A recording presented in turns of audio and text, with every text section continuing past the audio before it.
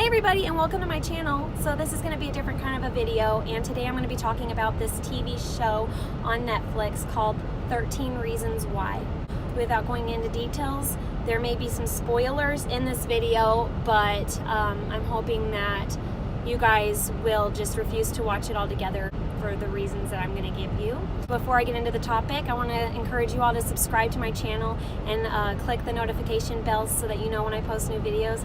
I appreciate it so much. I've got to drive while I film this video because we are losing light, so yeah, let's get into me talking about this show and my experience. So the reason I got hooked on this show and watched the entire season all the way through is because the storyline was really good, and it was so well written. The actors are extremely amazing. I love mystery TV shows. I loved Pretty Little Liars. That was my show. I really like those kind of crime shows and mysteries, and it's hard to explain, but there's a romantic story in it as well, and you just really want to find out more. It's just one of those shows that every end of every episode is a cliffhanger, and you really want to know what happens next. Yes, it was very heartbreaking, gut-wrenching. No, I felt sad all the way through the season, but I never expected what I was going to feel during those last two episodes. The last two episodes like crushed me. I felt like my soul was crushed. I was up till 4 a.m. and even after that, when I turned the TV off, I was tossing and turning for a while trying to get to sleep, and I couldn't get to sleep. During the time that I was watching the episodes, I was extremely tense. I mean, I was basically like clenching, and I felt some anxiety, and as most of you know, I'm on antidepressant, so that really suppresses my anxiety symptoms. But it was so much and it was so intense that I could feel it through that, to the point where I was feeling nauseous and I was crying, and I don't cry a lot being on my medication. I also am experiencing PMS right now, so you have to take into account that yes, I am emotional a little bit from the PMS, but you know, I would never have anything like this being on the medication that I'm on. I just wouldn't experience anything like this, but this show really got to me. I have read some reviews, some of the negative reviews that people have had on this show, people that have experienced a loved one go through suicide, experienced bullying. These people have real life experiences, and they have a lot of good points that they point out of what the show is doing wrong. You know, they've been called irresponsible in the way that they're portraying these things, that they're making it look like suicide's the only answer, the only option.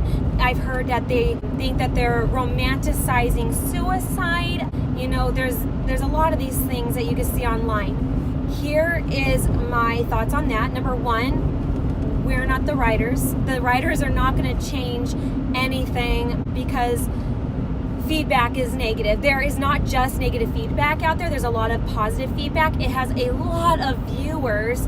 Okay, this show is extremely popular. There are people that have no mental health issues whatsoever that really enjoy the story, and they can't wait for the next season to start. Okay, that's what TV shows are all about. That is why people write them, and that is why they are created. Okay, it is all about the audience. Yes, I will say that part of me feels like there is a tad bit of irresponsibility in there, but you know, it's not in my control. The thing is, what everybody needs to know, especially if you are suffering your own from mental illness, or if you're even if you're recovered, there's a good chance that you could always, you know, slip into some depressive feelings or thoughts. I would say be responsible. Do not watch a show like this. If you have kids or teenagers, you know this show is on Netflix.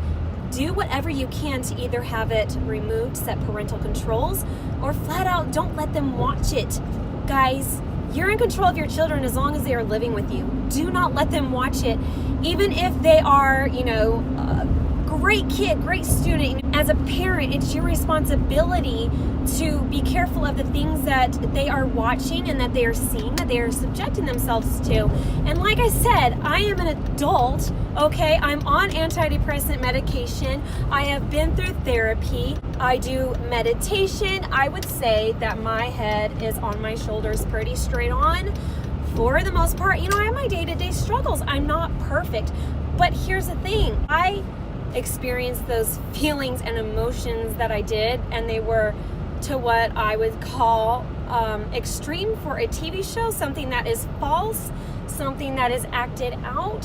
I would say that is definitely too much for anybody with a young, undeveloped mind where they are not fully developed. They're vulnerable to a lot of different emotions. They do not have the life experience that most of us adults have had. Coming from somebody who has been through mental illness, who has had thoughts of suicide, thoughts of harming themselves, I would say that I can handle it. I can handle this. I will move on.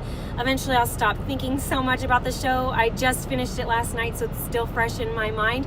But I will get through this. I'm not going to do anything because of the show.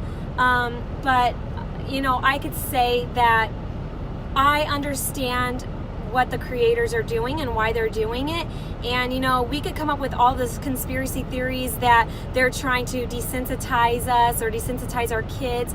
You know, I am worried about the desensitization part. I am worried for that matter for our children. But, you know, that's where it comes down to: control your kids. Don't let them watch it. I think this show, if it serves any purpose at all, with the very, very graphic scenes that it has, I would say this is a show for parents. I think that parents should see this. They should see the possibilities of what can happen when you don't know what's happening. You're not there at school with your children. They come home, they tell you what you want to hear, and you move on. And you could be the most involved parent, and they could be the most straight A, you know, great student, but there's things that are always going to go on that you don't know about. There's always going to be secrets. And so I think this is just a big eye-opener for parents, and that parents that are not suffering any mental illness should watch it, because I think we really need to kind of go through these feelings and go through these emotions so that moving forward we could really care for our kids. And I think that for me gives this show a good purpose, and that is the positive side to it. The negative side is that I've said this so many times already in this video, but do not watch it if you are sensitive.